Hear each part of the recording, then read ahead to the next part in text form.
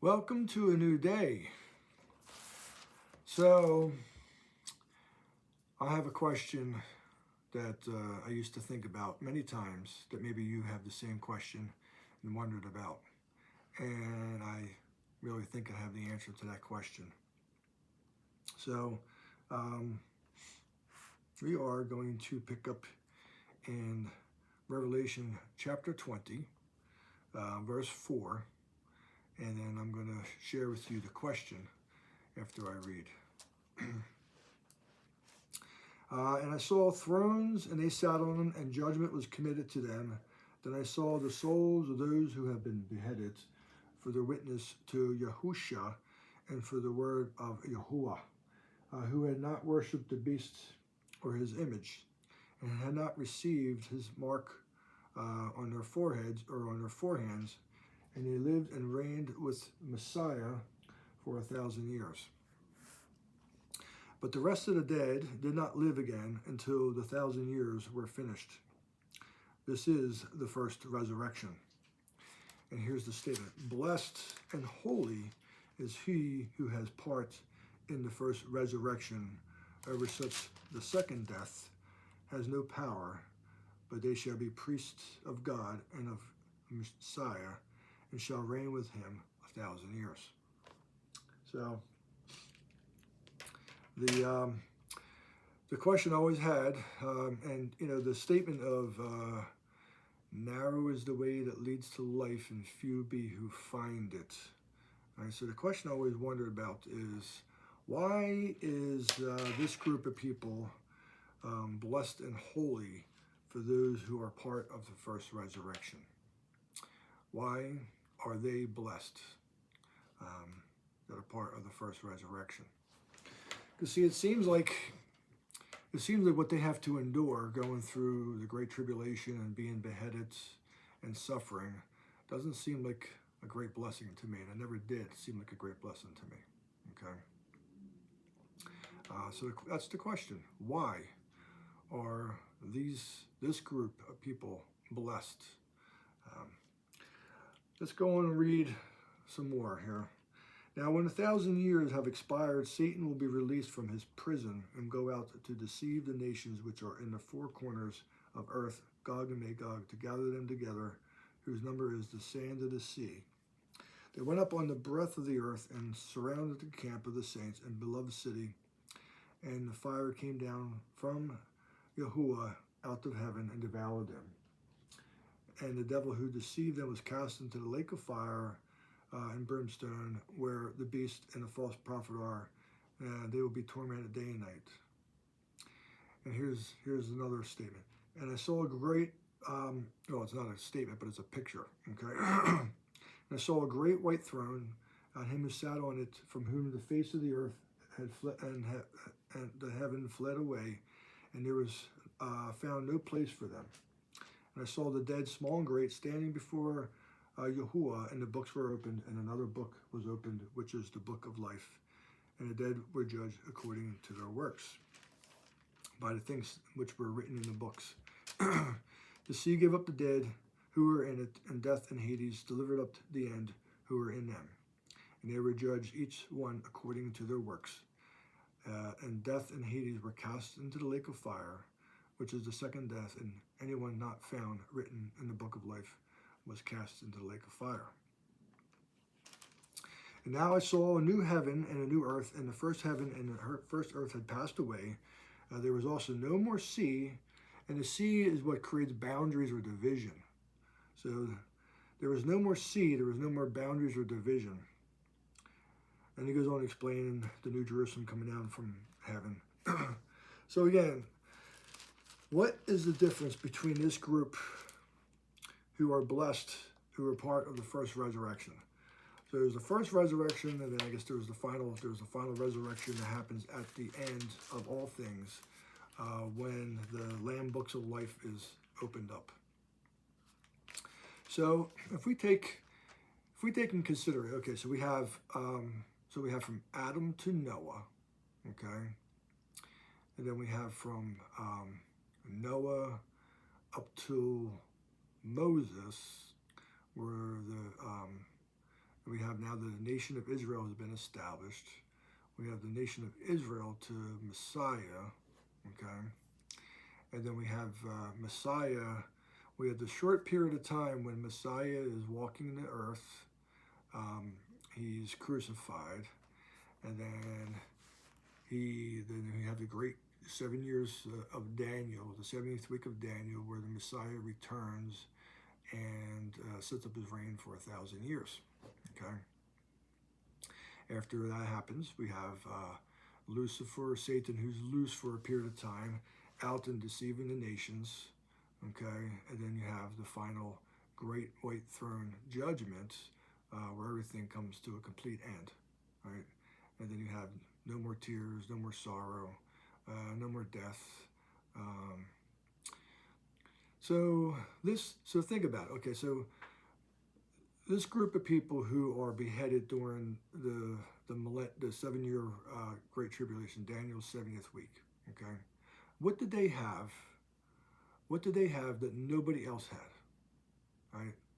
What did they have? They had, okay, first of all, most of them that started out, they had the Messiah that was walking with them. Okay, the actual physical Messiah. Okay. Then what they also had was they had a real definition of what was good and what was evil as well in the world.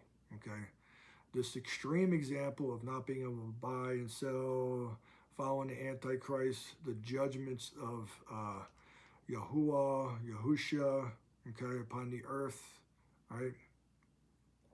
They had this extreme time where they could see for sure that there was that Yahuwah, King, Creator, God existed, right? And then there was evil upon the earth. So they had this time, unlike before, right? All the time before, when it was just through the nation of Israel, was through prophets, okay? And then after, when everybody's being deceived, okay? So essentially all the other generations didn't have as clear of a picture, okay, of the kingdom as these people do, or these people did. Let's put it that way, okay? So therefore, it says blessed, but I would say privileged, okay?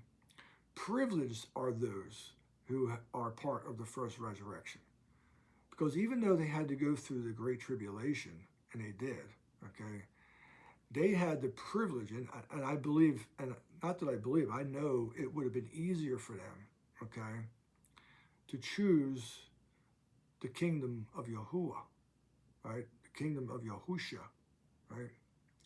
So they were privileged, and that's why blessed are they as part of the first resurrection, okay? Now, take after that, when Lucifer or Satan is loosed out of the bottomless pit, and he's out and he's deceiving the nations, okay? And this is where we are today, okay?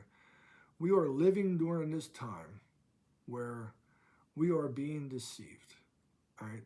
And so we have tons and tons of religions on the earth, okay? Many religions on the earth, okay, thinking they're doing the right thing. And parts of the things that they're doing are probably right, okay? Parts of them, okay? But see, the thing is, if you don't know where you're at and you don't know where you're going, okay, then your actions are going to be accordingly to that, right? See, most people don't really understand. They don't really know that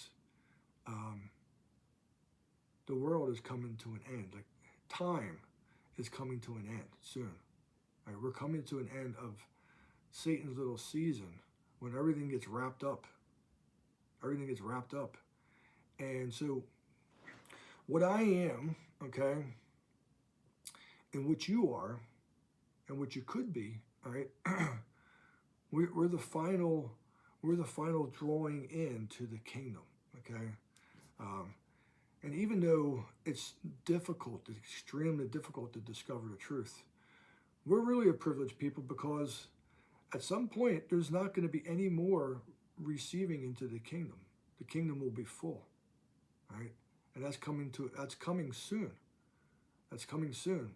The end of Satan's little season will come to an end, right? And the great white throne judgment where everything that's wicked will be cast into the lake of fire, right?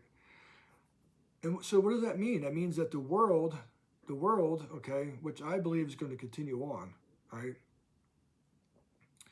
The world's going to be inhabited by those, and the world is the inheritance. The earth is the inheritance, right?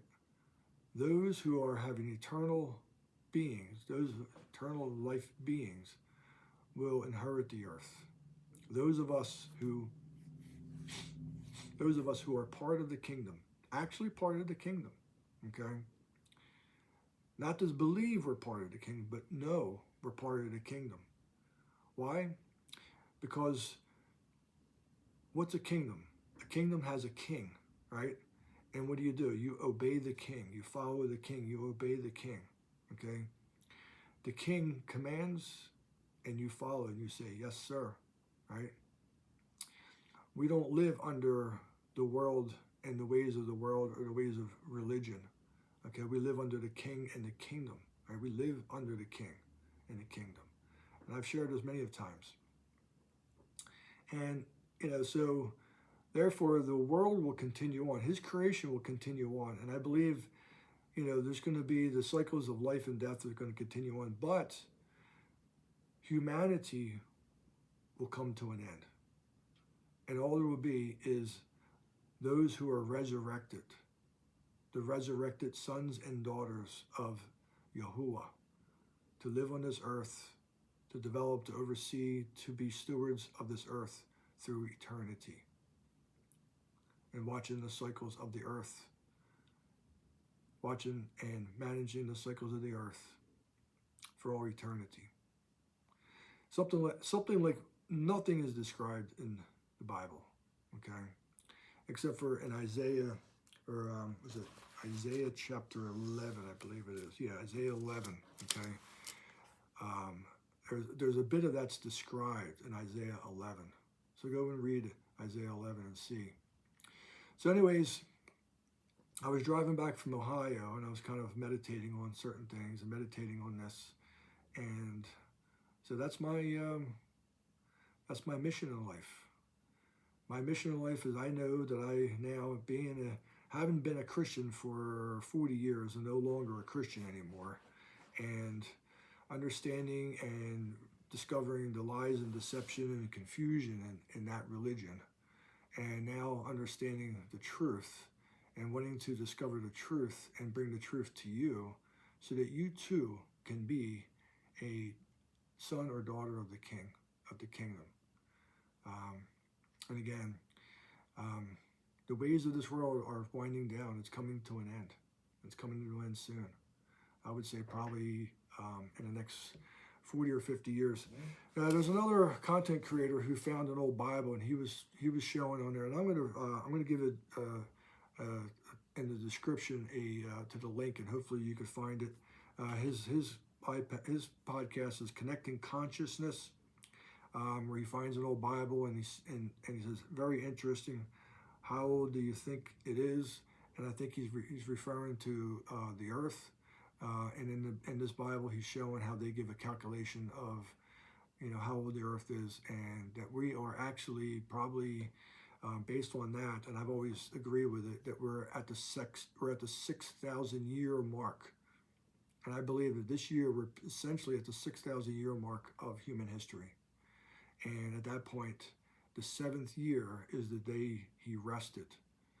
The Creator rested within the 7th year. So if that's the case, then the work is over, and then the rest is soon to come. The rest is soon to come. That means the work is finished. 6th day, he's finished his work, and on the 7th day, he rested. Which means the rest, our rest, is right around the corner, right? I know you're suffering and you're struggling, and so I want to give you some hope that our rest, your rest, is right around the corner. But you have to be a son or daughter of the King. You can't just believe you are. You have to be it in order to be able to receive that rest. So, and I'm going to try to help you with that. I'm going to try to help you find that, truly be a son or daughter of the King. So I'm going on 15 minutes now. Again, this is a longer video. And again, welcome to a new day. Be intentional about your day. Be intentional about loving Yahuwah, your King. Be intentional about loving one another. Love you. Yahuwah love you. Have a wonderful day.